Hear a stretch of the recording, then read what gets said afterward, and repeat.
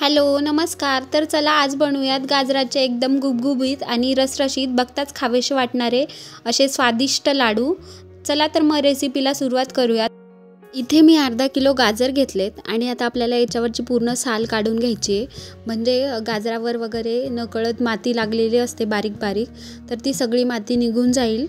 तर अशा प्रकारे सगळ्या गाजराची आपल्याला साल काढून घ्यायची आहे।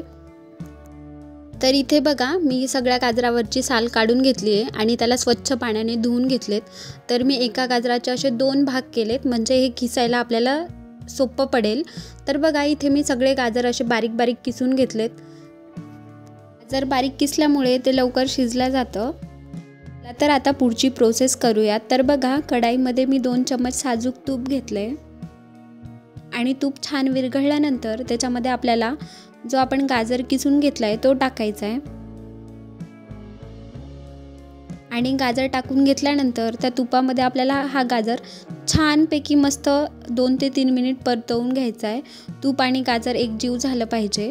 तर बघा जसं जसं आपण तुपामध्ये गाजर परतवतो तसं तसं गाजराचा थोडासा रंग हलका होत जातो। आता हे व्यवस्थित परतून झाल्यानंतर आपल्याला हे मंद गॅसवर शिजायला ठेवायचं आहे। तर बघा इथे मी झाकण लावून शिजायला ठेवलं आणि 5 मिनिटानंतर त्याला उघडून बघायचं आहे। तर बघा इथे आपले गाजर थोडेसे वाफले आहेत आणि रंगही थोडासा फिक्कट झाला आहे। तर आता आपल्याला हे वाफून झाल्यानंतर आता आपल्याला परत एकदा हे झाकून ठेवायचं आणि 5 मिनिटांनी परत उघडून बघायचं आहे। आणि आता बघा इथे आपला गाजर एकदम मऊ मऊ झाला आहे, म्हणजे आता हा परफेक्ट शिजला आहे। आपण याच्यामध्ये दूध वगैरे काहीही वापरायचं नाही, कारण दूध टाकलं तर ते शिजायला भरपूर वेळ लागतो, म्हणून दूध न टाकताच आपण इथे खव्याचा वापर केला आहे। तर मी इथे अर्धा पाव खवा घेतला आहे। तर आपल्याला हा याच्यामध्ये टाकायचा आहे आणि खवा छान विरघळेपर्यंत आपल्याला हे व्यवस्थित मिक्स करून घ्यायचं आहे। तर बघा खवा टाकल्याने आपल्या लाडूला छान पेढ्यासारखी टेस्ट येते, म्हणून शक्यतो खवाच वापरायचा। दूध वापरलात तरी चालेल, पण दूध आटवायला भरपूर वेळ लागतो, म्हणून मी इथे खवा घेतला आहे। तुम्हाला हवं असेल तर तुम्ही दूधही घेऊ शकता। तर बघा खवा आपला इथे व्यवस्थित मिक्स झाला आहे। आता आपण याच्यामध्ये गूळ टाकणार आहोत। तर बघा इथे मी अर्धी वाटी गूळ घेतला आहे आणि तो किसून घ्यायचा, म्हणजे तो लवकर विरघळला जाईल। तर आपल्याला हा गूळ याच्यामध्ये टाकून व्यवस्थित याच्यामध्ये मिक्स करत करत विरघळून घ्यायचा आहे। तर बघा जसा जसा आपला गूळ विरघळत जातो तसं तसं हे मिश्रण थोडंसं सैल होतं, म्हणजे पातळ होतं। आता हे मिश्रण घट्ट होईपर्यंत 1 ते 2 मिनिट मोठ्या गॅसवर छान परतवून घ्यायचे।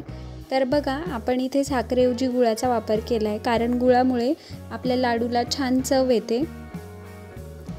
आता हे मिश्रण थोडंसं घट्ट होईपर्यंत आपण थोडेसे ड्रायफ्रूट्स कट करून घेऊयात। तर बघा इथे मी काजू बदाम घेतले। तुमच्याकडे जे ड्रायफ्रूट्स अवेलेबल आहेत ते घ्या आणि ह्या मिश्रणामध्ये टाकून फक्त 2 मिनिट आपल्याला हे व्यवस्थित परतवून घ्यायचं आहे। तर बघा स्टार्टिंगपासून ते आत्ता हे मिश्रण घट्ट होईपर्यंत आपल्याला किमान 20 मिनिट लागले आहेत। आता हे मिश्रण व्यवस्थित शिजलं आहे। तर बघा आता जरी हे थोडंसं पातळ दिसत असेल, ते जसं जसं थंड होतं तसं तसं ते घट्ट होत जातं। तर बघा इथे मी मिश्रण थंड करायला ठेवलं होतं। हे मिश्रण आता व्यवस्थित थंड झालं आहे। तर आता आपण हे एका बाउलमध्ये काढून घेऊयात। आता हे मिश्रण मी एका बाउलमध्ये काढून घेते। तर बघा हे जरी मिश्रण घट्ट झालं असेल तरीही अजिबात कडक नाही आहे, एकदम सॉफ्ट आहे। तर आता आपल्याला इथे लाडू वळून घ्यायचे आहेत। लाडू वळत असताना एकदम इझिली हे लाडू वळल्या जातात आणि एकदम सॉफ्ट होतात। तर तुम्ही बघू शकता हे मिश्रण एकदम सॉफ्ट आहे आणि इझिली लाडू वळल्या जातं आहे। आता लाडू वळताना हे मिश्रण अजिबात हाताला वगैरे चिटकत नाही आहे, तर मी तुम्हाला इथे दाखवतेच। तुम्ही इथे बघू शकता तर हे मिश्रण अजिबात हाताला वगैरे कुठेच चिटकलेलं नाही आहे। आता आपल्याला हव्या त्या आकारात हे सगळे लाडू वळून घ्यायचे आहेत। तर बघा इथे मी सगळे लाडू मध्यम आकारात वळून घेतले आहेत आणि वरतून गार्निशिंगसाठी इथे मी ड्राय कोकोनटचा वापर केला आहे। तर बघा हे लाडू दिसायला जेवढे गुबगुबीत दिसत आहेत, खायलाही तेवढेच छान लागतात। हे लाडू आपण 8-10 दिवस आरामात स्टोअर करू शकतो, अजिबात खराब होणार नाहीत। तुम्ही पण अशा प्रकारे गाजराचे झटपट होणारे आणि एकदम स्वादिष्ट लाडू नक्की ट्राय करून बघा आणि व्हिडिओ कसा वाटला ते कमेंटमध्ये नक्की सांगा। आणि हो जाता जाता लाईक करून जा। Thank you for watching. बाय।